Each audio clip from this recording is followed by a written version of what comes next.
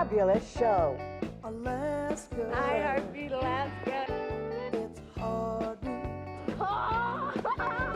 Alaska. Pull up a chair and enjoy the show. Hear it from Sitka to Barrow. Gather around for Jeannie's show. It's the Aleut, the Indian and the Eskimo. It's the Aleut, the Indian and the Eskimo. Welcome one, welcome all. Hello and welcome to Heartbeat Alaska, Native News and Information. I'm Jeannie Green. Thank you so very much for joining us. In this day and age around the world, every day we hear of a new disaster, or so it seems. But to the north, our neighbors in Kivalina, Alaska, are also experiencing peril almost every day. Find out right here in Heartbeat Alaska as we present Kivalina, a village on the move. Heartbeat Alaska is brought to you in part by Brown's Electric Lighting Gallery. Thank you, Brown's Electric, for your generous support of Heartbeat Alaska.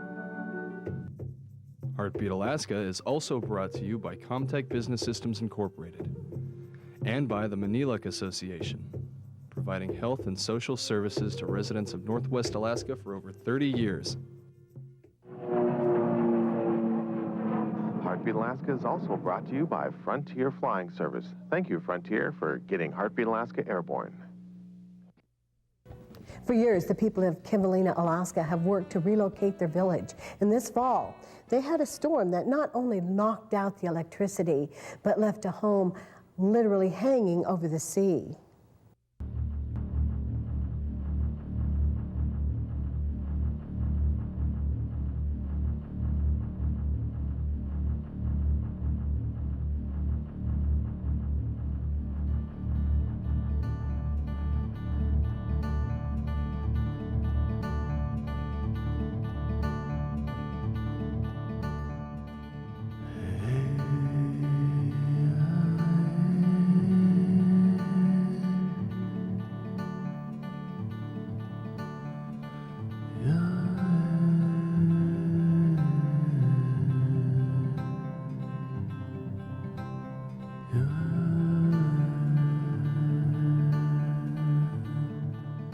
The winter fog hangs over Kivalina like it has for centuries. The Inupiat people practice subsistence from the ocean and the rivers. In many ways, life here remains unchanged. But some things have changed. Enoch Adams, a lifelong resident, explains. This community was started around 1903 because the people who lived on the rivers, both the Wallach River and the Kivalina River, and also up and on the coast, they were told that their children have to come to school. So a school was built on this site, and people who lived out in the tundra and on the rivers were told that their children had to school, so they built homes here. The hunters here in Kivalina are very in touch with the world around them. The rhythms of the seasons, the thickness of the ice, the migration of whales, birds, and seals directly affect the food on a family's table. Oran Knox Sr. watched as his world changed. First thing I would like to say about the ice condition out there in wintertime, because it's really changing than long ago. Long ago it used to be real thick, about 8 feet deep, you know. Right now it's about 3 to 4 feet thick right now, all ice. Kivalina is a traditional whaling village. It is the southernmost whaling village in Alaska.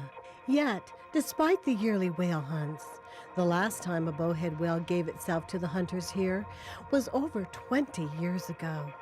Oran blames the thinning ice. Usually one crack long ago, one open lead long ago right here, right in front of Kivalina, all the way down Point Oak. Right now it's lots of cracks all over. That means thin ice is out there. That's how come we hardly see some big games around here, just like Wet and Belugas, and we got to go toward the Point Hope to see some animals. Other problems have crept into the village over the past few decades. The village still does not have water and sewer. The reason? Agencies aren't willing to fund such a big project in a village that is on a small and shrinking island. Well, actually, this is probably the widest part. This is probably about 180 yards. This probably is about 120 here. Right here, about 120 yards. This map is inaccurate because a lot of erosion happened here. Some places we've lost 30 feet of beach. I know we lost a significant amount here, and the cut from the wave action is downward, and it's sand. So this coming spring and summer, we're going to lose. We're going to lose more because that's going to eventually flatten out. So that's a huge problem. We won't know the full impact. That's why we won't know the full impact until this next spring and summer, and actually the next fall also. We're not going to really know how much has been lost, but at least 30 feet has been lost here along the beach. These houses over here are threatened by the current from the Wallach River. It comes down here and it turns to the channel over here. These houses over here are threatened by erosion. The airstrip starts here and it extends about 3,000 feet. And the spit gets narrowed. This is the widest part of the spit, actually. There's no part of this spit that is any wider than this. This is the widest part. Yeah, there's no other place. I mean, this is congested. There's several homes over here. There's a gap of about 8 feet here between these homes.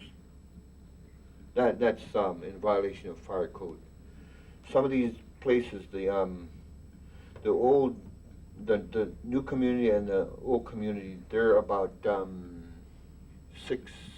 anywhere between 6 and 8 feet apart. That's a violation. That's a fire code violation. It proposed that we're supposed to be getting a new water tank, and right now we don't know where to put it. We're supposed to be getting this water tank, but I don't know where we're going to put it. A lot of this area in here is owned by some of these families. They've got lots over here, and I don't know how that's going to be resolved.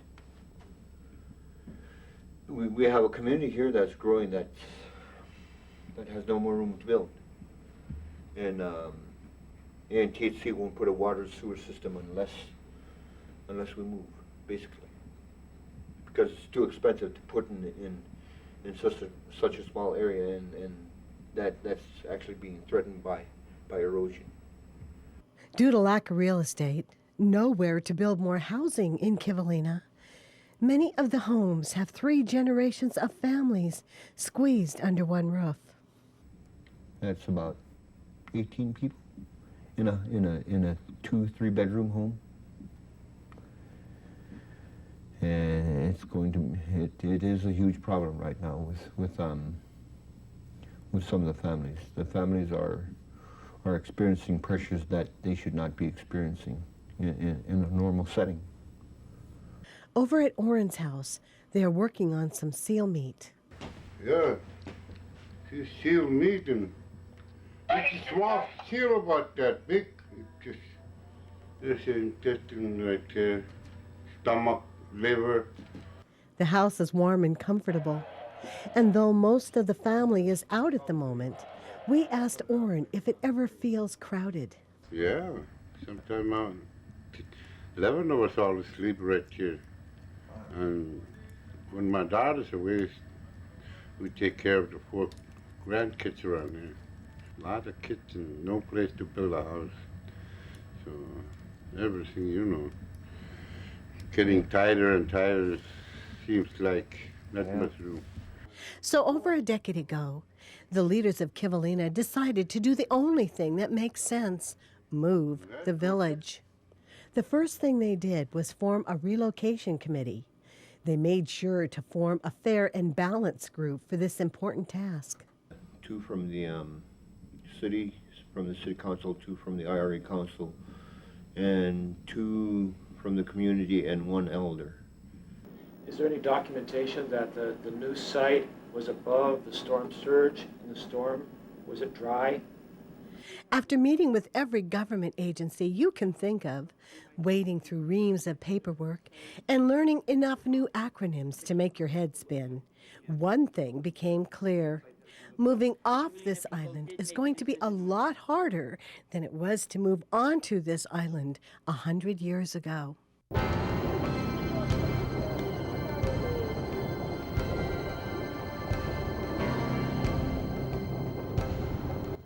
Then, on the morning of October 19th, 2004, something happened in Kivalina that woke everyone up, literally.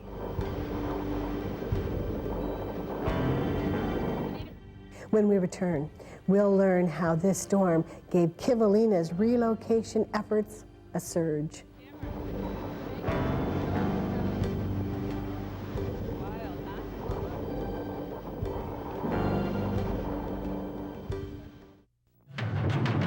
Flying in Alaska? Fly Frontier, the official airline of Heartbeat Alaska. Frontier is expanding again. They've added new routes to Nome, Kotzebue, and the surrounding villages. As you can see, Frontier is now really covering Alaska. So the next time you fly, try Frontier. Frontier offers quick, convenient check-in, low fares, and service direct to many of the villages. Frontier Flying Service is the official airline of Heartbeat Alaska. Make it your official airline too. In the 1890s, pioneers carved a railway through the rugged mountains between Skagway and the Klondike. More than a century later, the White Pass and Yukon route still makes this legendary run. Along the way, life has gotten better for folks working on the railroad, thanks in part to Primera Blue Cross Blue Shield of Alaska, a health plan that's offered smart choices and quality coverage to the people of Alaska since before it was a state. Primera Blue Cross Blue Shield of Alaska. We're here. We're with you. Once upon a time, there was a wise man who built his house in the Northland where it's cold, where the wind blows, but he had a Toyo stove. The Toyo Stove Laser 60 AT is the perfect direct vent heating system for your home. The large circulation fan distributes clean heat quickly and evenly. Papa, you're the wise man. You have a Toyo stove. Ariga. Your Alaska State Troopers remind you that if you're transporting alcohol by common carrier into an area that restricts the sale of alcohol, you must clearly label the package with the words alcoholic beverages and attach an itemized list. Failure to do so is called bootlegging, and it's against the law. Anyone with information on bootlegging is asked to call the Alaska State Troopers. Rewards of up to $600 are paid for successful tips. Let's all work together to stop bootlegging in Alaska.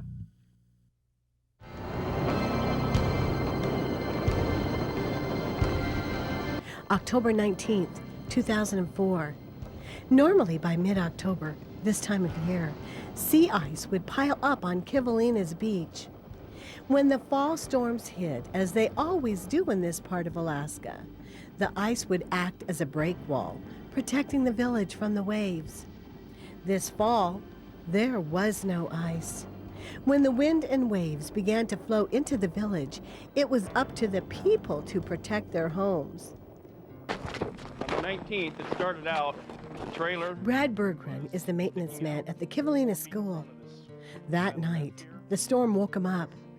At the time, the school's principal was out of town, but his trailer home was in danger. What happened like 1 o'clock in the morning, I came out here and it was looking pretty bad, so I got all the valuables out of the trailer, and then I went to I drove a bunch of stakes in, 2-inch pipe, about 10 feet down with a sledgehammer along all the way around the front of the trailer and on this one corner, and then started baling, bagging sand. And then once the high school kids showed up, I got 2 of the high school kids, and then we went with those 2, and next thing you know, the whole village showed up, which was really cool, because that's just nice to have the support. David Swan, vice chair of the Relocation Committee, also remembers that day. And then over here is where the church is.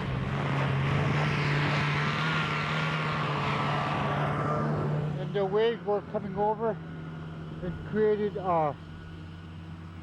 like a creek where it was going into the main road over here, and another site further down to the point where we had to set up three pumps.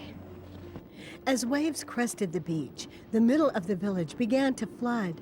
Soon the principal's trailer home was hanging over the sea. That utility pole that you see leaning against the other utility pole is one of the 2 utility poles that got washed out during the first storm. It was like, when I looked at my watch, it was like 2:30 in the morning, and we were temporarily out of power, the whole community, until they were able to come back and put the power back on for the community. But the impact of the storm, when it caused these utility poles to come down, it caused the community to have a blackout temporarily. But they were able to put power back on despite the weather, the wind, the conditions. By 4 o'clock in the morning, they had power back up to all but 4 houses. And the school. And then we ran the generator here for about a month until they could get everything back up and running. It was pretty much of a community effort to see what they could do to try to prevent some of the structures. The one structure I'm referring to is the teachers' quarters. We had plenty of volunteers trying to save that trailer. And it was good to see the community pull together to save a structure. If there were other structures, I'm sure that we could have been working on those too. But it's very evident now after the first and second storm that this community is in imminent danger. I think we're a storm or 2 away from losing more structures. What I fear for now is the school gym. Down here is the native stores tank farm. They're just a few feet away from the beach line. So any one of these structures, tank farms, anything close to the beach, I believe we're a storm or 2 away from losing those structures. These photos taken from inside the trailer during the storm show what it's like to watch the ground literally disappear out from under you.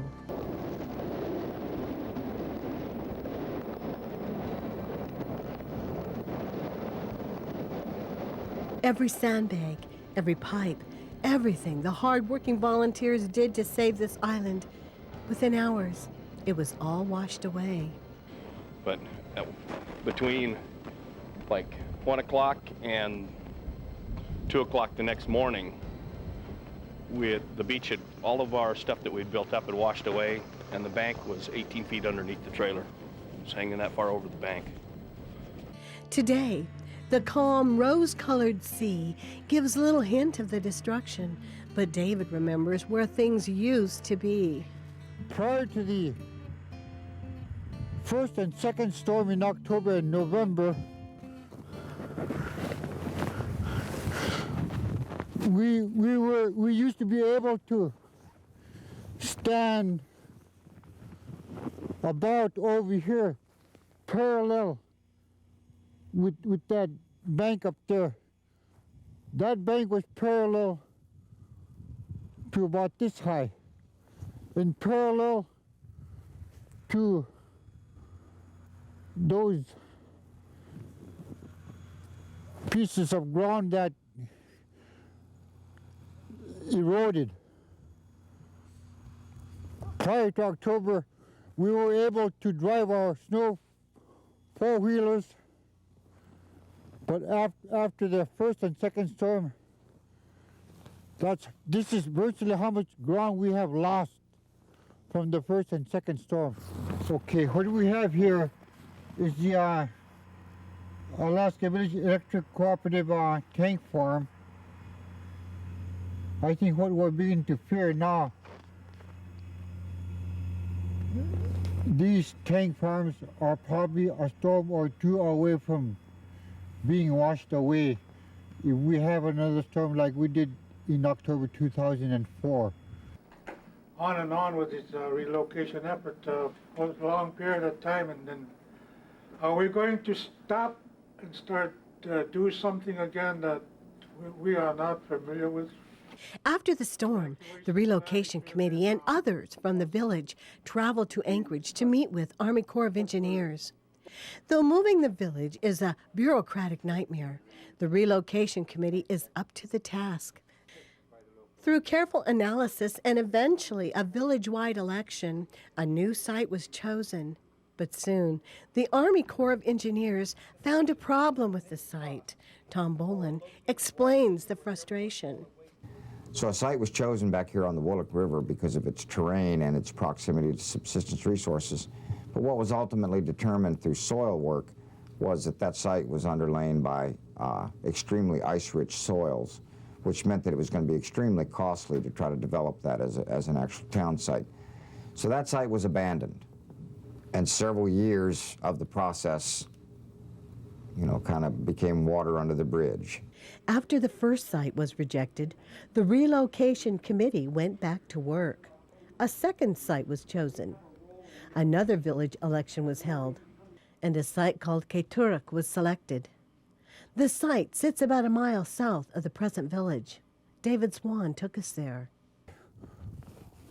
Right where we're standing is Keturuk, the last site that the people voted on to move to. As we speak, it's still being studied whether it's a suitable site to move to and whether it's feasible. So as far back as you can see, up to about a mile or two is Keturuk. Over here are the ice cellars where we store our meat for the winter. Just down the ways is the beach where the site for barge landing is probably going to be down here, and somewhere over here is probably going to be DOT is looking at a site for an airport. But this is Keturuk. The site seemed perfect. It was close to the present village, close to ocean, rivers, good for subsistence, and there was lots of room to grow. But soon the village was hit with another setback. Once again, Tom Boland. But the problem that developed with that site was that although it didn't have ice-rich soils, it was low-lying. And now there was a requirement to build the elevation of the pad for the town to sit on up high enough to get above the predicted flood levels.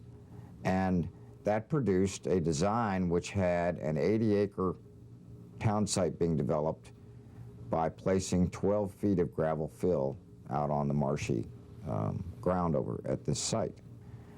The cost projections for building a 80-acre gravel pad 12 feet thick frightened everyone. Hundreds of millions of dollars just to build the gravel pad, and that didn't include actually moving any structures or building any new infrastructure.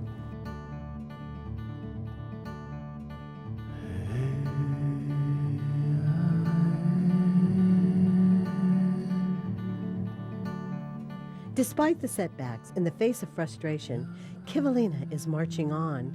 The people here love their village and they love their children. They want to make sure those children have a good, safe place to call home.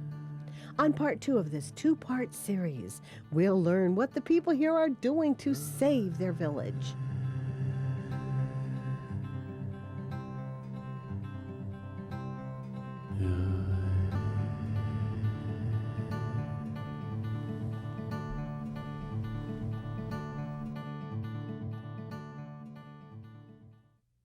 Hi, Quiana for flying Bering Air. Bering Air flies throughout Northwest Alaska and has hubs in Nome and Kotzebue. Bering Air flies both helicopters and fixed-wing aircraft, such as our Cessna Caravans, Piper Navajos, Beach King Airs, and our large cargo aircraft, the Casa.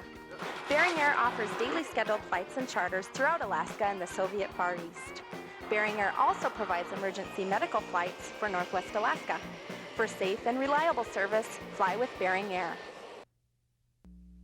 In rural Alaska, we depend upon the rivers and the land for our subsistence. We depend upon our past to guide us into the future. We depend on toyo stove to keep our families warm. They're very efficient over the old type oil stoves that we used to have before. Rural Energy Enterprises offers a wide variety of heating solutions for your home, like the Toyo Stove Laser 73 and Godan Oriel. It's so efficient and it keeps our house, nice and cozy. You don't need no electricity, and you can also cook on it. You can pull the top up and then you can cook on it. And the burner is designed so that it's more efficient than the old type oil burners. They're priced well. You save money on heating fuel. It's a big plus in our village. Rural Energy Enterprises, helping Alaskans save energy since 1987.